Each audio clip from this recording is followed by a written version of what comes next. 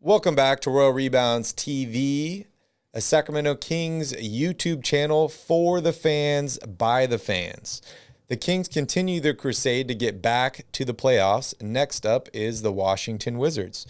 If you're a Kings fan, make sure you hit that like button down below and consider subscribing to the channel. If you want to join the Royal family with Calvin and I, we put out fresh Kings content almost daily. We go live after every single Kings game.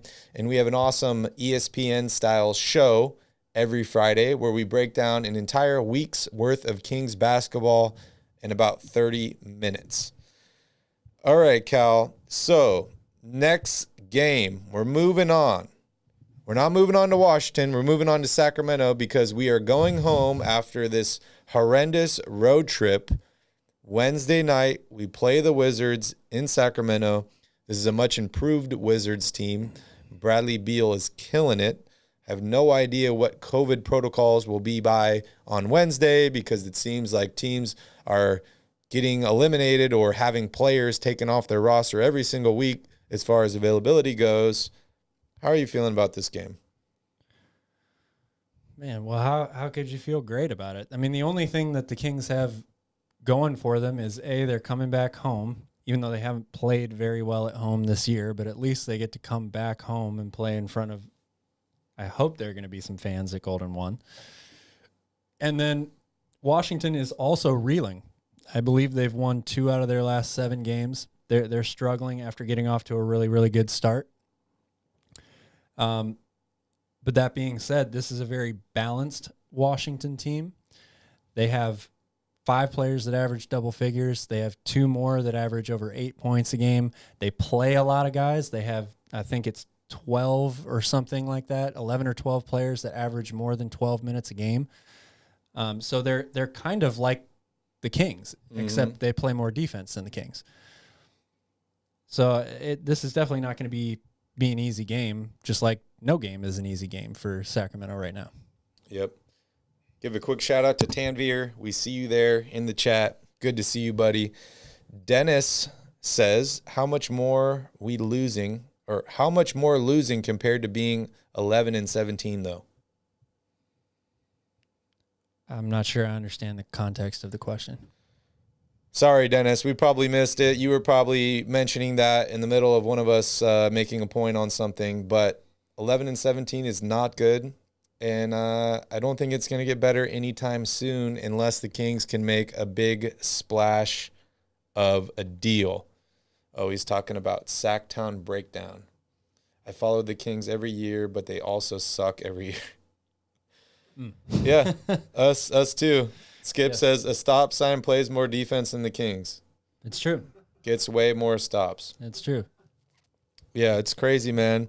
I just, I want to give a shout out to all you guys because I think that the Kings are very lucky in having the fan base they do. There's not a lot of teams that can go through this amount of these losing streaks and playoff droughts and still have dedicated fans that are willing to watch a podcast like this after every game.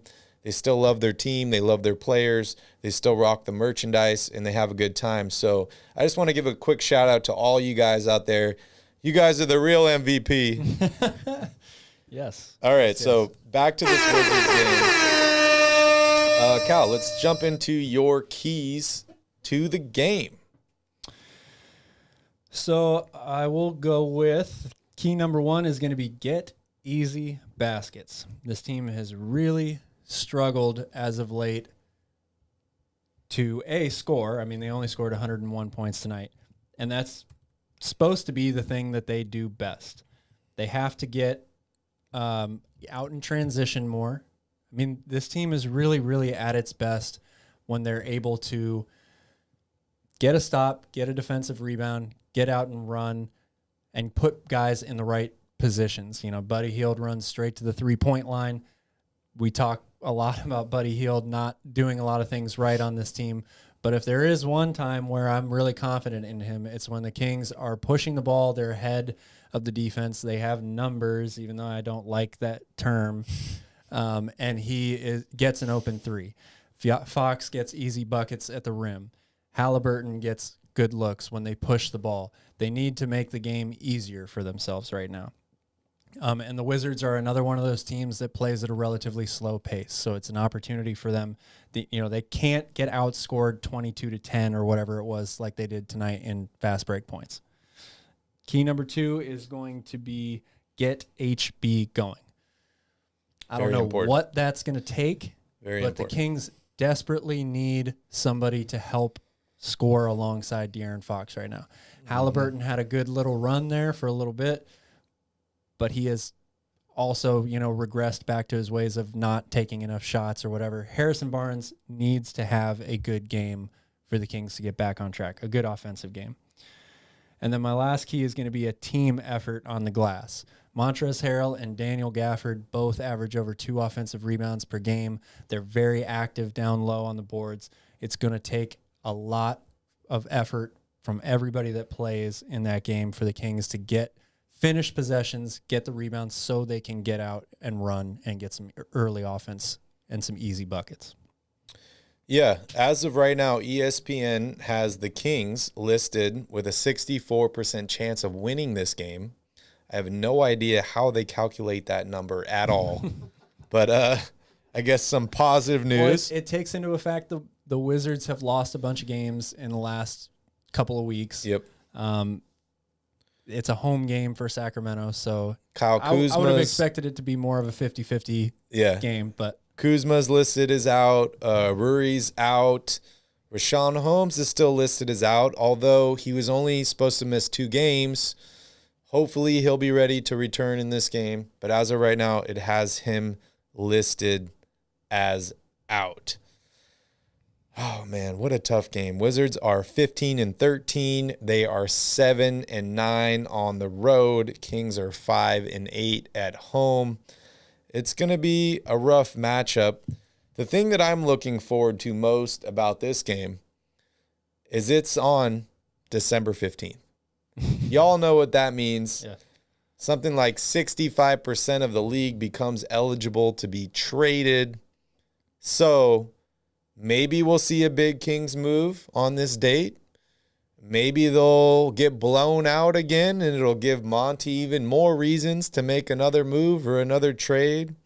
But we're going in a direction. I don't know if it's the right direction, the wrong direction, but we're going in a direction right now. I don't even really know what the goal of this Kings team is at this point. Whether it's... It feels like it's the circle of death, like the iPod or the iPhone circle of death thing that just keeps spinning around and around. Hair and Beer Podcast says, we need a real leader that will hold the squad accountable. Who? You got anybody in mind? Let us know. I agree with that 100%. They do need that.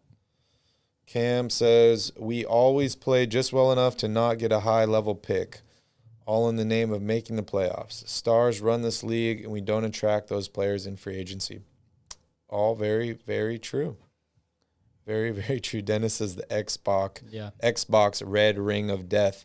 That is exactly what it is, except Xbox didn't last this long, man. It really didn't. All right, so look into the upcoming schedule. Kings are playing 3 games at home. It's actually looks like quite a few. I would love to have Jonas Valanciunas. Quite a few games at home because they play the Wizards at home, then they play the Grizzlies at home, then they play the Spurs at home, then they go to Golden State, which is hour and 20-minute drive maybe into the city. I still haven't been to that new arena. Then back at home against the Clippers, back at home against the Grizzlies, play the Thunder at home, the Mavs at home twice, then the Heat at home, then they go to LA to play the Lakers, still in California, then back home against the Hawks. So this is a ton of games in California, all in the same time zone.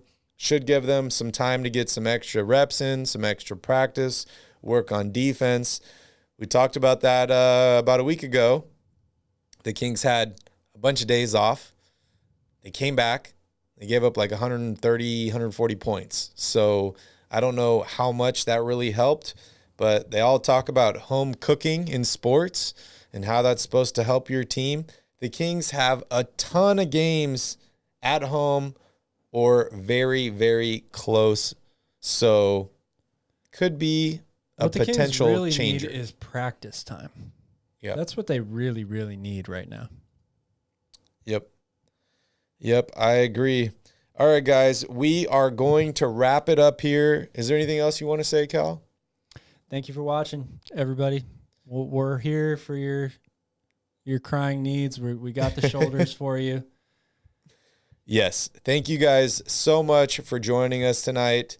It was an unfortunate game, but we're happy to see you all in the chat. We love interacting with you all and having a good time. So thank you so much for joining us on another Royal Rebounds podcast. We will see you all Wednesday after the Kings-Wizards game. Keep an eye on the channel. Make sure you guys hit that notification cowbell because we are going to be doing a 2K rebuild very, very soon.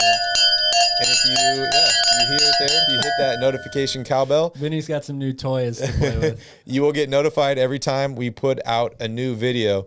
So thank you guys so much. We'll see you all on Wednesday. And in the meantime, go Kings.